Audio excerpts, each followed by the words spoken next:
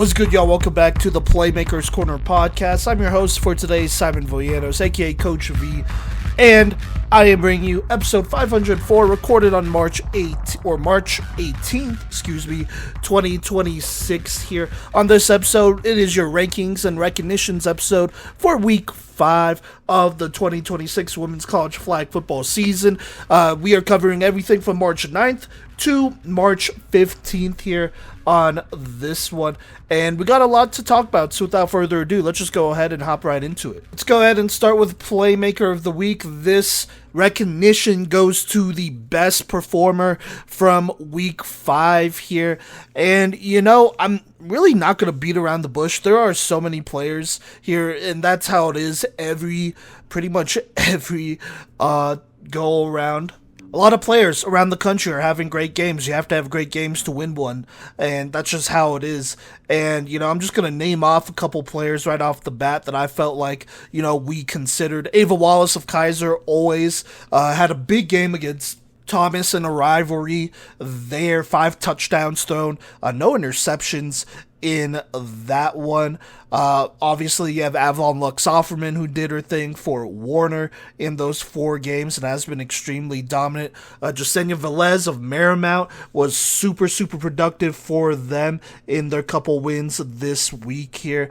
Caitlin Sigmundy, Riley Bolser, just to name a few for them. Bridget Kaiser of Milligan, she did her thing as well. Janelle Francis of Wingate hopped in at quarterback and got 2 big wins for them and also produced a whole bunch for them as well. CC Macagnano hopefully I'm saying that right, but of Arizona Christian, 1-1 on the weekend, but played Nevada State very close there. So Anna Anderson of Ottawa is obviously up there, but there could only be one, and I'm just gonna stop beating around the bush here. Also, my bad, Payson Shreve of Ferrum had a great weekend as well, but like I said, there's only one, and we're gonna go ahead and go with Catherine Hutchinson of Warner.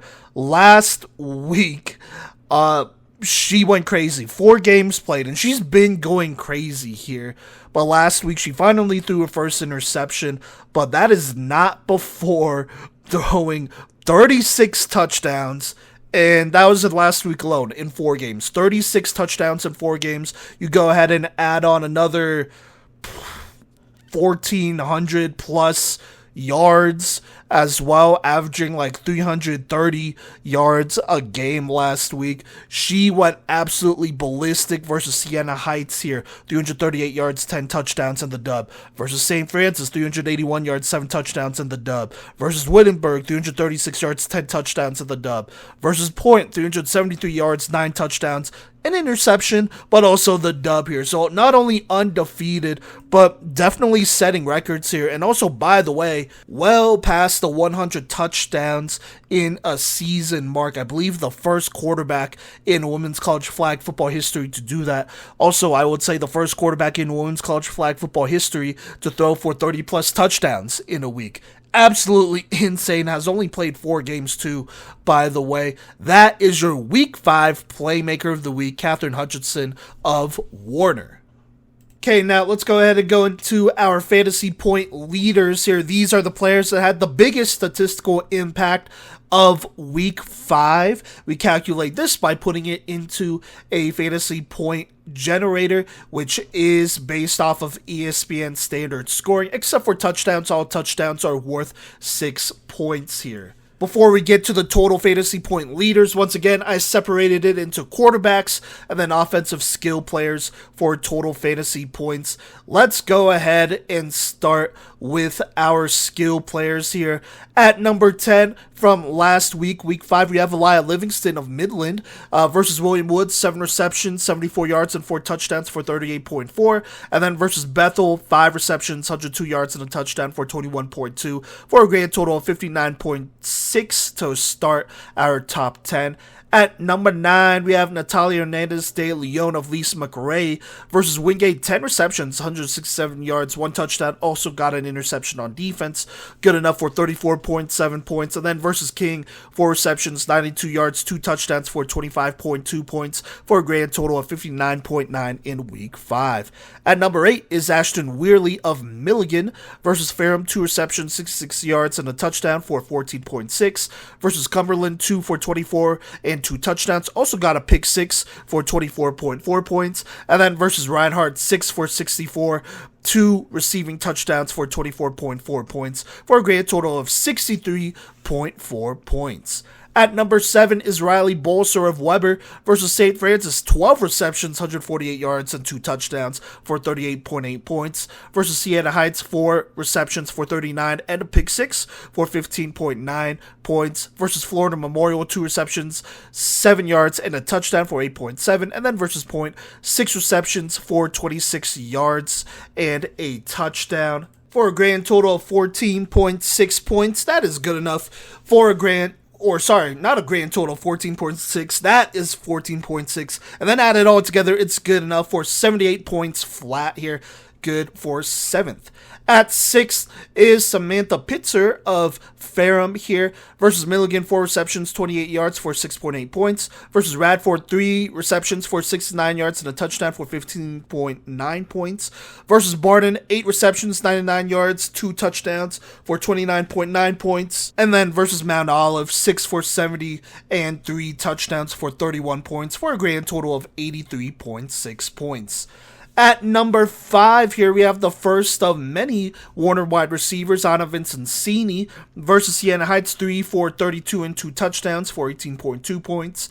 Versus St. Francis, 6 receptions, 65 yards, a touchdown, and a caught interception on defense for 20.5 points.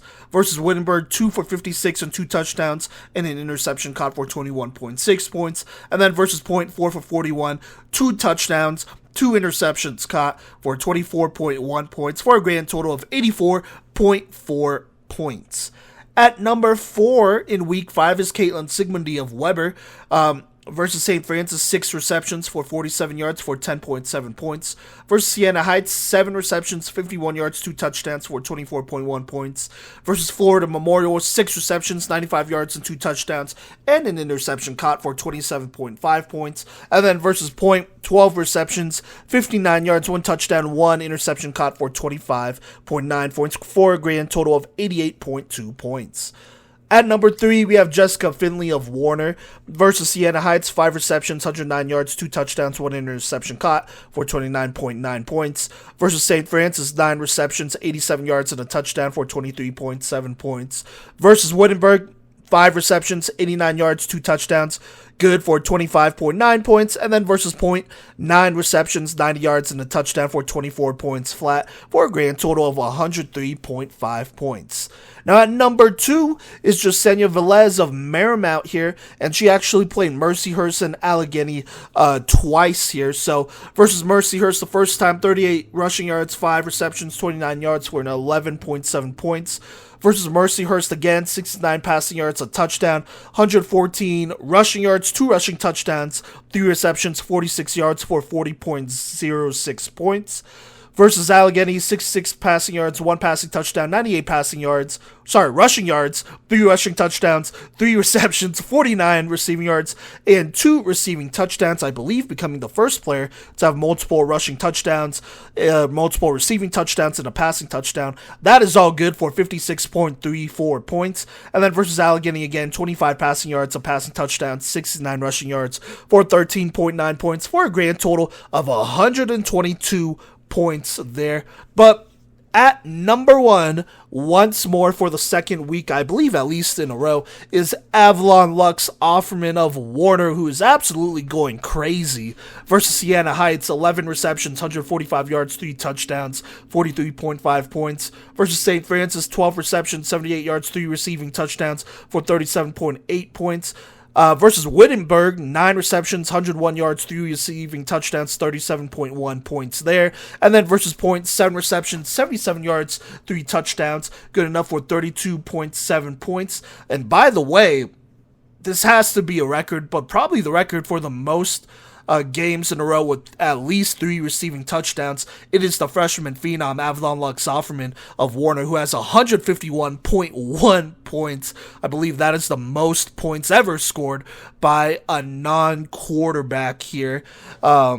At least this season, I want to say. So there you go there. That is your top 10 in total fantasy points from week 5 from the non-quarterbacks. But let's go ahead and talk about the quarterbacks here, starting with A.N.A. Anderson of Ottawa versus Baker. 197 yards, 1 touchdown, 1 pick, 25 rushing yards, and a touchdown for 20.38 points. And then versus Graceland, 224 yards, 3 passing touchdowns, 42 rushing yards, and 2 rushing touchdowns for 43.16 points for a grand total of 63.54 points to start out our top 10.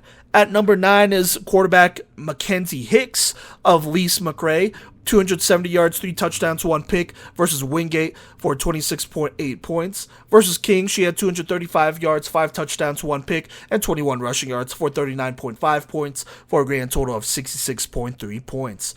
At number 8 is CC McCognano of Arizona Christian, a first-timer here, versus Ottawa, Arizona OUAZ, 343 yards, 6 touchdowns, 1 pick for 47.72 points. And then versus Nevada State in a close one, 328 yards, 3 touchdowns, 2 picks, 24 rushing yards, and 29.36 points to go with that for a grand total of 77.08 points. I believe our first ever player from the Arizona colleges to make one of these, so congrats to her. Now at number 7 is another new face here. It's Lotta Wolf of Midland versus William Woods. 186 yards, 4 passing touchdowns, 1 thrown interception, but 7 rushing yards to go with that for 30.14 points. Versus Bethel, 221 yards, 6 touchdowns, 38 rushing yards for 48.64 points for a grand total of 78.78 points.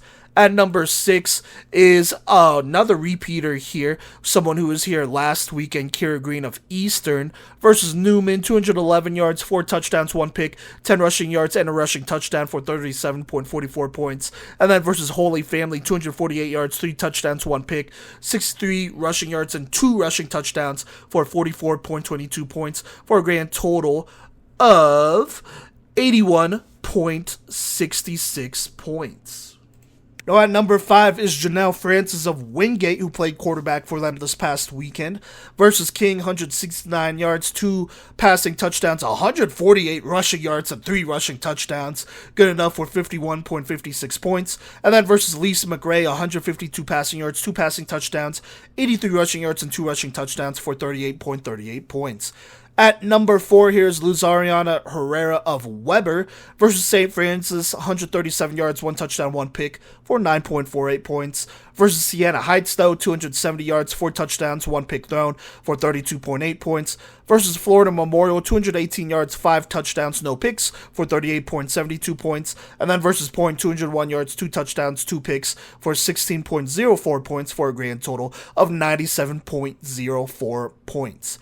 At number 3 is Bridget Kaiser of Milligan, a familiar face here, versus Ferrum. 397 yards, 7 touchdowns, 25 rushing yards for 60.38 points. Versus Cumberland, 236 yards, 6 passing touchdowns, 9 rushing yards for 46.34 points. And then versus Reinhardt, 290 yards and 5 touchdowns for 41.6 points for a grand total of 148.32. At number 2 is Payson Shreve of Ferrum versus Milligan, 341 yards, did throw 4 interceptions and had negative 22 rushing yards for a tough 3.44 points, but versus Radford scored or threw for 207 yards, 6 touchdowns, 1 pick, and then had 79 rushing yards and 2 rushing touchdowns. Also had a touchdown returned, which I am counting, for 68.18 points. Versus Barden here, had 439 passing yards, 5 touchdowns, 1 interception, 11 rushing yards for 46.66 points. And then versus Mount Olive, 186 passing yards, 4 touchdowns, 2 picks for 6, and then also 69 rushing yards and a rushing touchdown for 40.34 points for a grand total of 158.62 points. But at number 1, it is also your Playmaker of the Week, Catherine Hutchinson of Warner versus Siena Heights. 338 yards, 10 passing touchdowns for 73.52 points. St. Francis, 381 yards, 7 passing touchdowns, 57.14 points. Versus Wittenberg, 336 yards, 10 touchdowns, Jesus, for 73.44 points. Versus Point, 373 yards, 9 touchdowns, 1 pick, for 66.92 points, for a grand total and a new season high, of course, this last week of 271 fantasy points. Catherine Hutchinson on fire this week here, as she is your all-time leader in total fantasy points scored in a week in both quarterbacks and offensive players. Whoa, so there you go there. But let's go ahead and talk about the individual game fantasy point leaders. These are the most points scored in an individual game. Starting at number 10 is Amaya Pablo of Lindsey Wilson versus Campbellsville. 192 yards, 4 touchdowns, and then another 127 rushing yards and a rushing touchdown for 50.39 points. At number 9 is Janelle Francis of Wingate versus King. 169 passing yards, 2 touchdowns, and then another 148 rushing yards and 3 rushing touchdowns for 51.56 points. At number 8 is Madison Powell of Hope versus Simpson here. 7 receptions, 108 yards, and 4 receiving touchdowns. Add on another 2 picks, including a pick 6 on defense. That gives you 51.8 points. At 7 is Jasenia Velez of Marymount versus Allegheny here. 66 passing yards, 1 passing touchdown, 98 rushing yards, 3 rushing touchdowns, 3 receptions, 49 receiving yards, and 2 receiving touchdowns for 56.34 points. At number 6 is Catherine Hutchinson, at least one of her 4 performances. This one against St. Francis here, 381 yards, 7 passing touchdowns for 57.14 points. At number 5 is Bridget Kaiser of Milligan versus Ferrum, 397 yards, 7 touchdowns, 25 rushing yards for 60.38 points. At number 4 is Catherine Hutchinson again of Warner versus Point, 373 yards, 9 touchdowns, 1 pick for 66.92 points. At 3 is Payson Shreve of Ferrum versus Radford, 207 yards, 6 touchdowns, 1 pick thrown, 79 rushing yards, and 2 rushing touchdowns. Also, that punt return for a touchdown, giving her 68.18 points. At number 2 is Catherine Hutchinson versus Wittenberg, 336 yards, 10 touchdowns, 73.44 points, and then no surprises here. At number 1, again, is Catherine Hutchinson of Warner versus Siena Heights, 338 yards, 10 touchdowns for 73.52 points. And there you go. There are a lot of Catherine Hutchinson, a lot of Warner here, but those are your fantasy point leaders through week 5. If I am missing anybody, I apologize. Been going through a lot of stats here, which is good. Love seeing all these teams posting stats, so doing what I can here, but those are the leaders, I believe, as of week 5. Alright, I gotta do this segment, unfortunately for me, but this is your PMC Fantasy League segment here. Basically myself, Cody, and Gino all pick teams, and then the players with the biggest performances, we add up all those points, and that is our fantasy league, basically. You know, we are in a fantasy league with a lot of women's college flag football players, so, you know, that's what we're doing. We pick players each based on how well they'll perform, and then we added them up. And I'm not gonna lie, you know what? I'm pretty salty this week. It was a really bad week just for my team, and I think it was a combination of my players just not playing a whole bunch of games, and then there are some tough performances for sure that really put me in the hole here, but you know, let's just talk about it. First off, on this episode, I'm not going to include the Drop Store ads just because we are a little bit behind in that, but I will go ahead and guarantee you that I will be adding a lot of players this week. So there is that. You know what? Let's start by talking about my team here. I started Tara Lorente, Amaya Pablo, Krista Quinn, or started. I mean, the last couple weeks, I've just been picking out the players with the highest scores here. That's what I've been doing for everyone's team, not just mine. But My highest scores this week: Tara Lorente, Maya Pablo, Krista Quinn, Marley Spielberg, Riley Bolzer, Addie Cadwell, and Sarah Merritt. Let's just go down the line here. Tara Lorente of Baker, 55.06 points. Maya Pablo, 50.39 points in one game, mind you. Krista Quinn of Milligan, 49.8 points. Marley Spielberg of Ottawa, 12 points. Tough. Riley Bolzer of Weber, though, a great week, 68 points. Addison Cadwell, only 21.7 points here in 2 games. And then Sarah Merritt of Barton College, 22.2. I believe she only played 1 or 2 games, which is pretty good there. For a grand total of 279.15 points, which on paper is not that bad. It's only 5 points less than last week here. But that is before you look at everyone else. In second place, again, this week, is Cody here. Ava Wallace of Kaiser, 40.88 points. Catherine Hutchinson of Warner, 271 points, scoring almost more than my entire team here. Only 8 points less, so I already got blown out there. But let's go ahead and move on here, because, I'm not salty at all. Mariah Gordon, 27.5 points of Warner. Ashley Clam of Kaiser add on another 37.1 points. Alyssa Linkus of Ottawa, another great week, 49.1 points. Olivia Dominguez Millsop of Midland, who got picked up by Cody, 23.88 points. And then Aaliyah Wood of Kansas Wesleyan, 18.6 points, for a total of 468.06 points. That is the second most that Cody has scored ever. 10 less than last week, though. But that is not even the worst part. Then we got Gino over here, and this is what his team looks like. Luzariana Herrera of Weber, 97.04 points. Bridget Kaiser, 148.32 points. Jessica Finley of Warner, this 3-headed monster of Warner receivers is just absolutely carrying right now.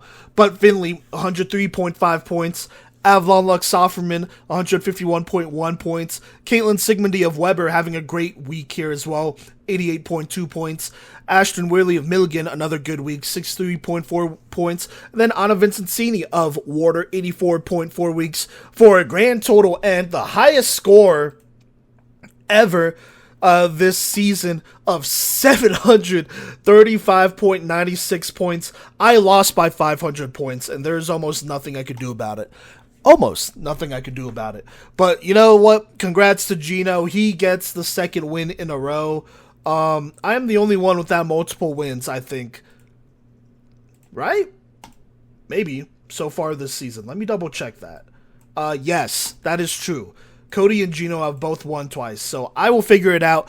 We will do ads and drops next week. I promise it'll be my spring break, so I will have more time to crunch the numbers and focus on this here. But congrats to Gino is all I could say here. A very dominant performance, beating me and Cody by at least 300 points. So there you go there. That is your Week 5 PMC Fantasy League update. All right, now let's go ahead and talk about these Week 5 rankings. We actually posted this on March 16th, so go ahead and check out our social media at Playmaker's Corner, as well as playmakerscorner.com for those updated rankings. But on this segment, we're going to talk about the reasons we rank teams where they were here. And like I said, this was updated as of the beginning of the day on March 16th, so not including any of the games that happened on there or after that. And so let's go ahead and talk about it by talking about last week's rankings, where Huntington, Gallaudet, Ventura, Lise McRae, Pratt Community College, Point, Graceland, and Emmanuel were all just outside here. And then in our top 25 was Midland, tied at 23, Campbellsville, Rhine Valley, 22 Eastern, 21 St. Francis, 20 Siena Heights, 19 Hope International, 18 Saddleback, 17 Barton College, 16 Thomas, 15 Lindsey Wilson, 14 Nevada State,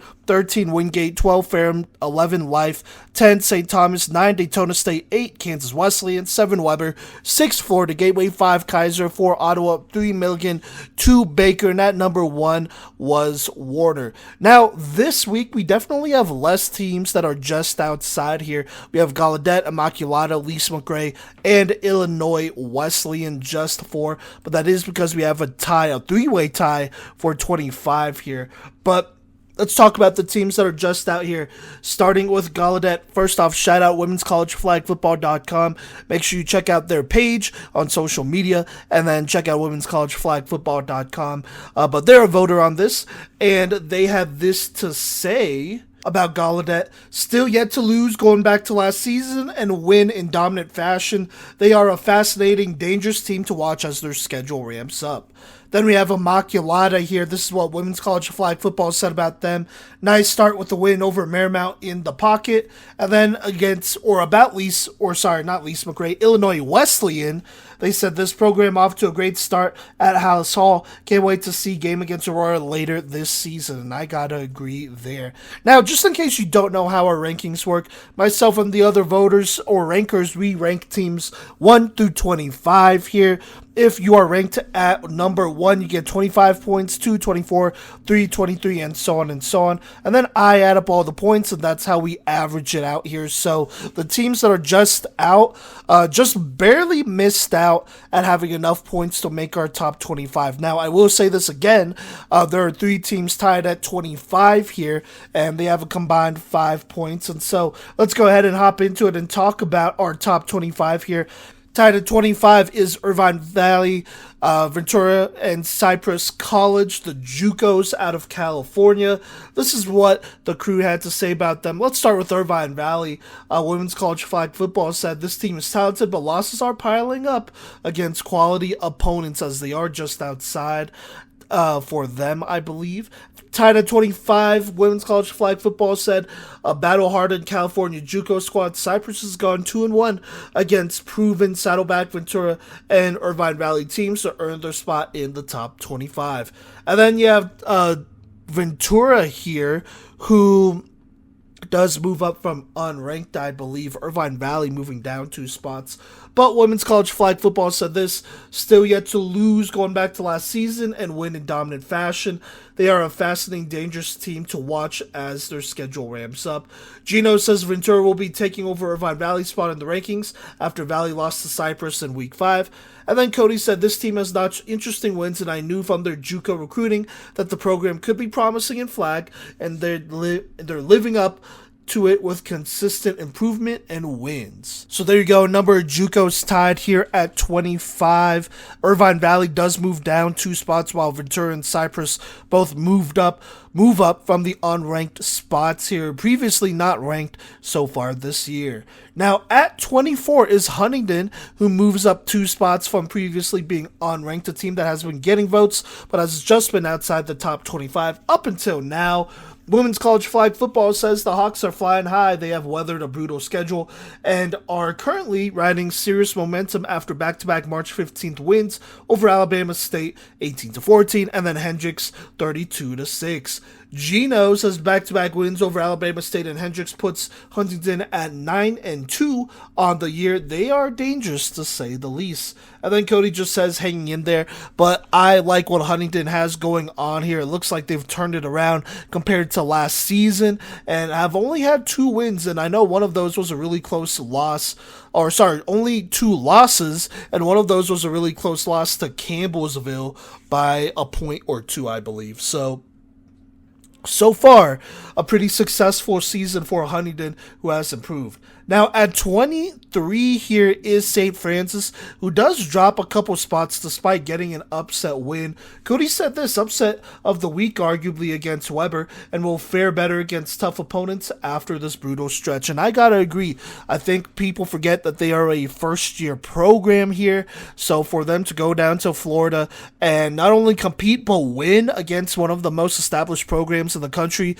that is definitely saying something. And then they lost by a lot to Warner, but who hasn't lost by a lot to Warner? So I actually have St. Francis a lot higher, or quite a bit higher, not a lot higher, but a decent amount higher than this personally. Now at 22 is Siena Heights, who does drop a couple of spots here.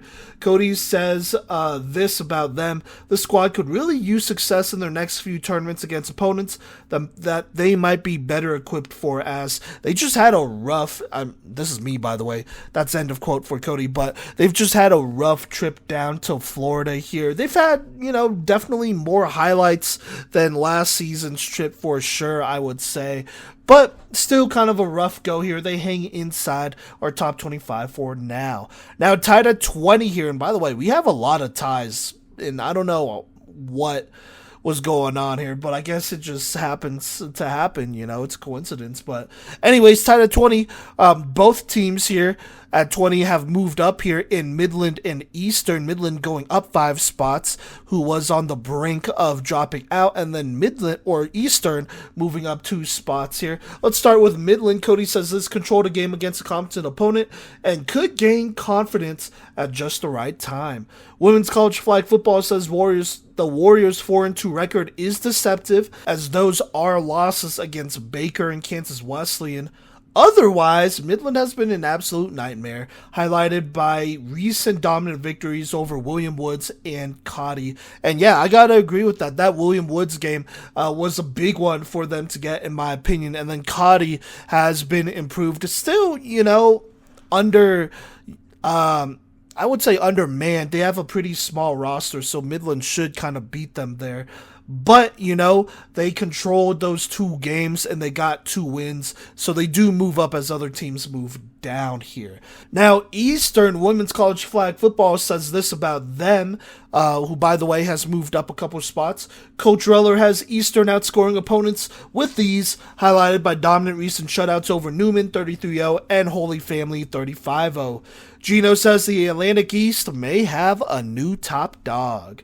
Cody says red hot start for this squad who could push for a conference title. And I gotta agree. I think right now they are the favorites to win the Atlantic East. And my as things have changed over there over the course of a year. Kira Green has been on fire. Kyla Massenberg, Dominique Mourier have been turning it up on offense. You have Molly Shellpepper, who got her first career touchdown this last week here, and then is also leading the conference in interceptions and I think has like 8 or 9 through 4 games, absolutely tearing it up, which is kind of wild, to be honest with you there. Not too wild, but she didn't play a bunch of defense when she went to high school here in Colorado. So love seeing her dominate over there on the East Coast. And Eastern, in my opinion, is a team who could have pushed other teams outside of the Atlantic East. It's unfortunate that they aren't outside of, other ECAC teams, which I don't really count right now. But if, they were to travel down and play some other NEI teams, I'd be really interested to see how they do, or even NCAA teams. But either way, they continue to rise. At 19, though, now is Hope, as they stay right here. Women's College Flag Football says this: they boast a monumental 6 overtime win over St. Thomas, perhaps the best W for any West Coast team that can strike fast against anyone. Gino says Hope clearly wants to be the best in the Golden State after putting down Simpson by a score of 52-13. Cody says this took me too long to rank this team, but as the wins keep rolling in their trip to Florida, as the winds keep rolling in their trip to Florida, there should be a comma there. But their trip to Florida could really add up, as they're in a great position in the GSAC, and I gotta agree there. Big win back home against Simpson, and that win against St. Thomas, it's not gonna go away. That's a quality win for them. So love seeing them continue to win. I'd probably expect them to possibly move up here a little bit more as the season goes on. Now 18 is Barton College, who does drop a spot here despite surging early in the season. Cody did not have anything to say about Barton, but Gino had this to say: they prove they can compete with the best in the conference, Carolinas, and that they belong. We will be keeping a close eye on how they respond to this tough loss against Ferrum. So there you go there. And then Cody said this: tough loss, but still competent team in the conference, Carolinas. And then Women's College Flag Football said, may have learned more about the Bulldogs in their lone loss. going toe-to-toe in a 37-33 shootout against a top 20 firm squad proved that Barden has the firepower to contend. And I gotta agree, got to watch the last minute of that game. They did get to cross midfield, but just couldn't get anything going after that for a potential game-winning drive. So, tough loss for them, but it is a one-score loss against a team that is inside the top 15. At 17 is Saddleback, who does not move up or down, but stays right here. Women's college flag football says Saddleback continues to survive and advance, recently pulling out a nail-biting 7-6 win over Golden West to keep the perfect season alive. Gino says the unbeaten Bobcats will be tested in their next few games with tough matchups versus Cypress and Irvine Valley. They could be a top 12 team in the country with wins over both squads. And then Cody says still undefeated but not rolling in monumental victories. At 16 is Thomas here, who stays right here. Cody says, youch, still a good team, but just not the same tier they once were. And then Women's College Flag Football says no team has run a harder gauntlet. Thomas has faced the absolute best of the NAIA, and while they have 4 losses, their 32-6 win over Manual proves they are a dangerous matchup for anyone sleeping on them. And I agree. Unfortunate that they lost that badly to Kaiser, but that is a little bit expected, having watched a little bit of this Thomas team here. Kaiser's Kaiser. Thomas, I mean, I'm not going to punish them for losing to a team like that who I had ranked so high. Now, at 15 is Nevada State, who does move down a spot here compared to last week. Cody says trailed nearly the whole time and closed the door on ACU, Arizona Christian, in their closest game of the season. Gino says close call versus Arizona Christian, but the Scorpions are still unbeaten and are very dangerous. Women's College Flag Football said the Scorpions have been a West Coast force, dropping 80-plus points in games. ACU just gave them all they could handle, and yeah, gotta agree with that. ACU, shout out Arizona Christian, they really put up a fight against Nevada State here, and Nevada State, they were kind of cruising here. This momentarily halts some of that momentum, and I do think it warrants maybe just one drop in the rankings, which is what happened. And so they only moved down one spot. I think Nevada State will be okay, but Arizona Christian might have shown everyone what the blueprint is against them. So we'll see what happens moving forward as Nevada State navigates the rest of this season. Now at 14 is Lindsey Wilson, who moves up a spot. Women's College Flag Football says an offensive powerhouse that is terrifying when clicking. The Blue Raiders recently bounced back from loss to Ferrum by dropping 40 on Campbellsville. Gino says Lindsey Wilson clearly wants their place in the 2026 NAIA playoffs after they destroyed conference rival Campbellsville 40-13. Cody said it's hard to say what a rematch of Ferrum and Lindsey Wilson would look like, but these two teams are tied together in their rankings specifically for a reason.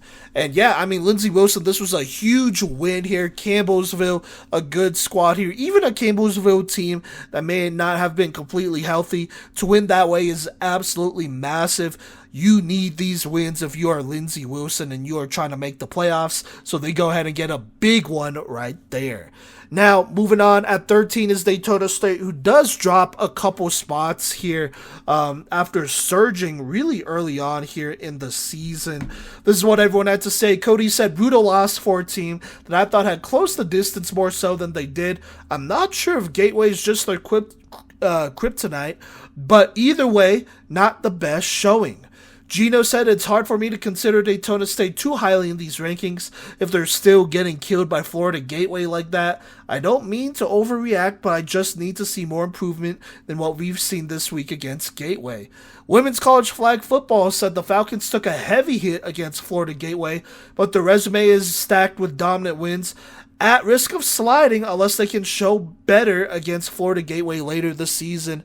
And honestly, I gotta agree with what everyone has to say here. I thought this game was going to be a much closer matchup for Daytona State here. I felt like this was going to be the year that Daytona State could really, challenge a Florida Gateway team who has shown some vulnerabilities more so this year compared to last year. And instead, Daytona State just does not come out swinging the right way.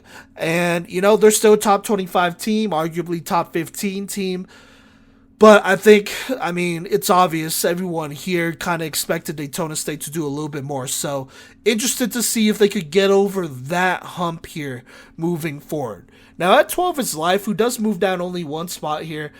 Gino said Life has a chance to become a top 10 program if they can beat Weber in week 6. And I do think, I'll go ahead and agree with Gino here. I do think that that could be a possibility. We'll see what happens. Women's college flag football said, don't let the 2 losses fool you. Life has played one of the toughest schedules in the country. Their 25-19 victory over number 4 Florida Gateway remains one of the best wins of the season by any program across all divisions. And I will say that was considered a scrimmage, but others have told us otherwise, that even though it was considered a scrimmage, both teams still played the rosters, right? And then both coaches were obviously there. So it's definitely not nothing, but I'm kind of with Gino here as well, looking to see if Life could get an official win against Weber here, as they have shown some potential, and they could definitely crack the top 10 if they continue to stack wins. So look out for Life here, but they could be looking to build some momentum this week. Now at 11, speaking of momentum, is Ferrum, who moves up a spot. Cody said this, pulled out a close win over one of the most red-hot offenses in the country to show they can mean business. Gino said, I didn't really expect them to be able to compete with Milligan in year 1, so a loss is no surprise. But that win over Barden was huge for establishing dominance in the Conference Carolinas. And then women's college flag football said Ferrum is proving they can win with poise by pulling out a tight 37-33 shootout victory over Barden this past weekend, which was an absolute thriller of a game. Loved seeing that for Ferrum, and they get a much needed conference win here. That'll matter in conference more than anything. Now at 10, speaking of that conference, is Wingate, who does move up a couple spots here. Women's college flag football says this, a battle-tested squad. Wingate took their lumps early against elite teams like Kaiser and Ottawa, but they found the rhythm, securing recent decisive victories over Lise McRae 30-19, and then King in a shutout 41-0. Gino says the Bulldogs are back with a nice win over Lise McRae to stay firmly in the top 15. And then Cody says massive motion for a team that was not at full power and took advantage of the other team's stumbles. Absolutely love this for Wingate here. They find a way to get it done as they continue to win here. It's looking like a little bit of a crash course set between them, Ferrum, and Barden College, who are all looking to compete for that first ever conference title. We'll see what happens, though. Now moving inside our top 10 here, tied at 8. We actually have 2 straight ties here. Tied at 8, we have Weber and St. Thomas. Let's talk about it. Let's start with Weber. Women's college flag football said this, slipping out of the top 10 after a recent loss against St. Francis. They responded with a 45-0 shutout over Florida Memorial, and then a gritty 20-6 win over Point. Gino said that St. Francis loss definitely leaves a damper on their top 5 chances. Cody says Weber will be fine and was due to potentially drop one of these close ones, but is still in great shape. And I gotta agree, Weber has played some teams close. I think against St. Francis and finally got to them, right? I think there were opportunities for them to shut out that team, and they just couldn't.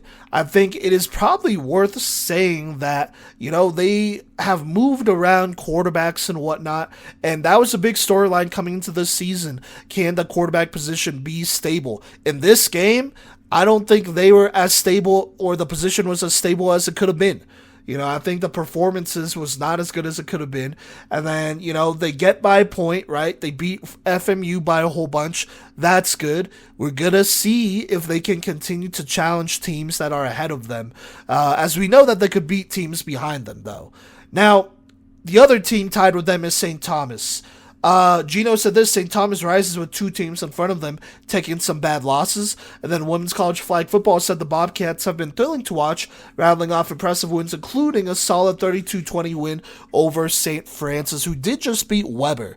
So St. Thomas, even though not playing this week, slowly moving up here. We'll see if they can beat some of the teams that are ahead of them. Now tied at sixth, yes, like I said, we have another tie here. Tied at six is Kansas Wesleyan and Baker, and at the time I'm recording this, they are playing, and it's actually a massive, massive score here, or a massive, massive victory for one of these teams, but we'll leave that for next week's episode. Let's start with K-Dub.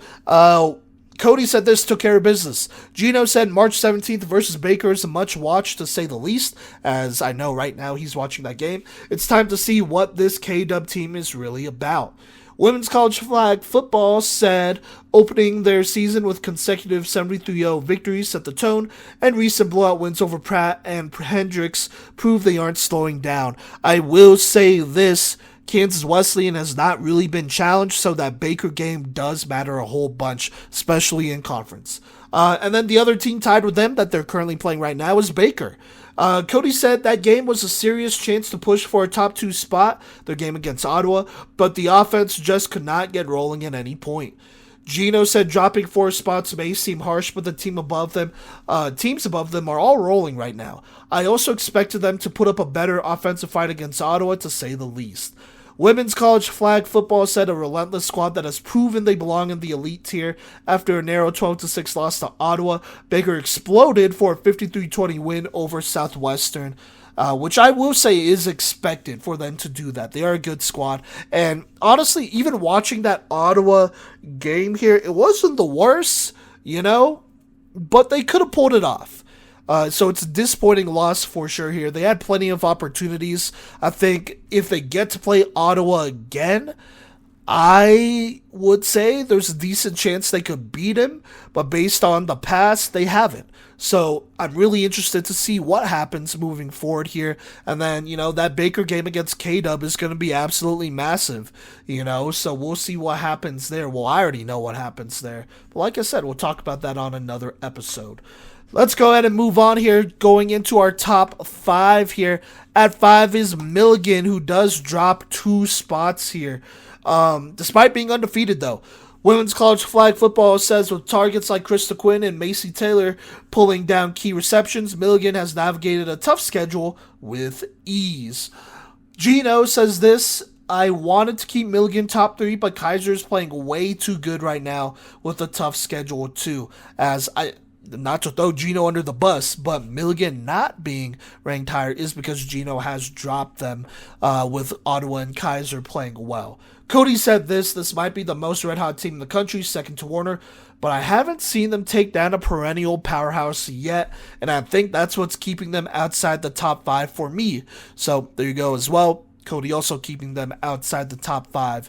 I will say for Milligan, I have them at 6 here, and I mean it's for the same reasons as everyone else. They have beat ranked teams, but have they beat top 10 teams? The answer is no. Now you play who's in front of you and you win and you dominate, right? That's all you can do as a team, but for now, I'm really interested to see how they would fare against one of these other contenders. Because honestly, we're at the point where I do feel like Milligan has a really good chance of just going undefeated. And there's a shot that maybe they don't rise higher than 2. But we'll see what happens. We'll definitely see what happens moving forward, though. Now, at 4 is Kaiser. And by the way, I'm just putting this out there. If a team in front of them was to lose again, Milligan would automatically rise. Now at 4 is Kaiser. Cody said, what was once an all-time rivalry game was nothing more than cannon fodder of the Nighthawks to Kaiser. Gino says Kaiser has done nothing but destroy every team in their way since losing to Ottawa, easily a top 3 team in the country right now. Ironically, they sit right here at 4, though. And then women's college flag football says Wallace spreads the rock.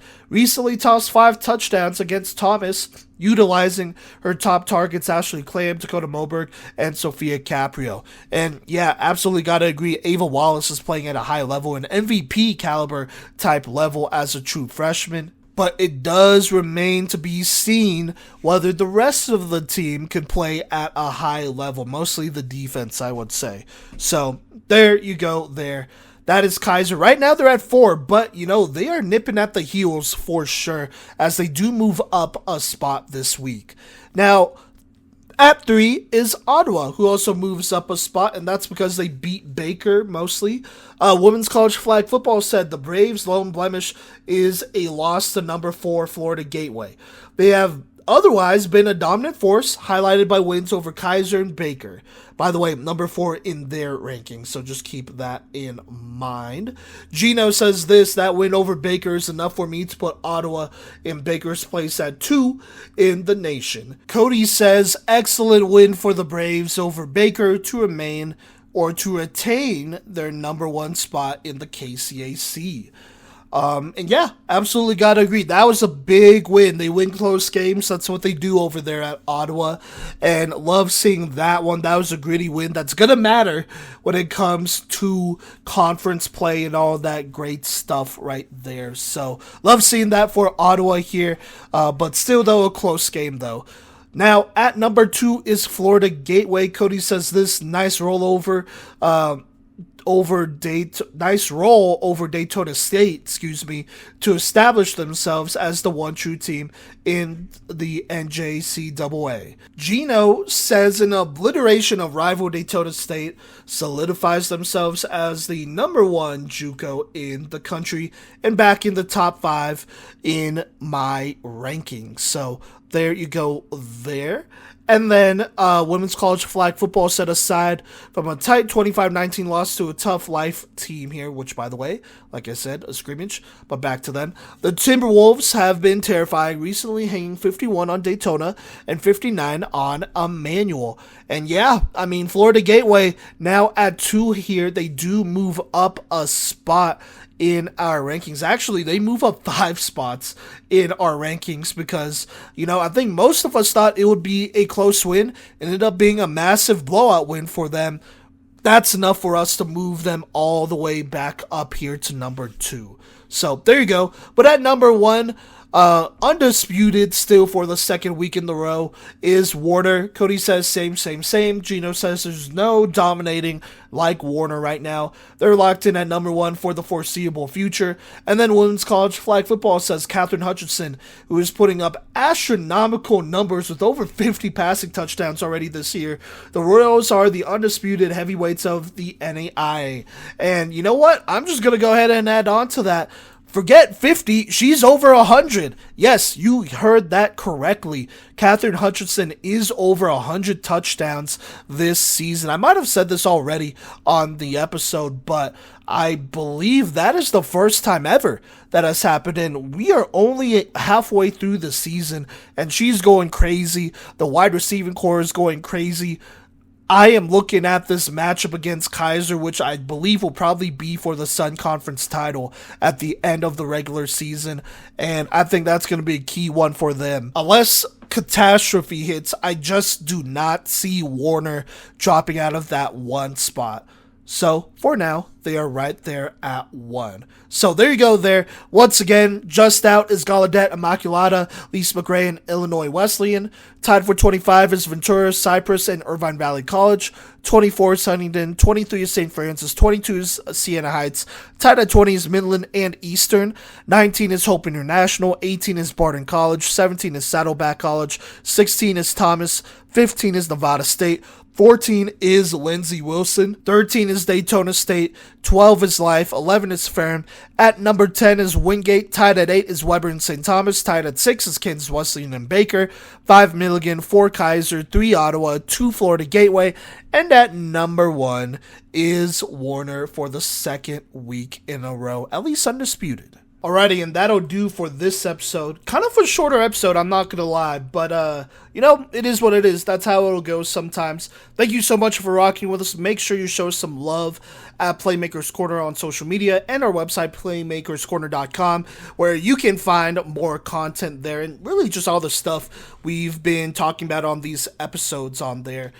So there you go. And then next week should be a good week as well. Tuesday is our recap. Thursday, rankings and recognitions. And yeah, we appreciate all your support. Looking forward to another great week of flag football.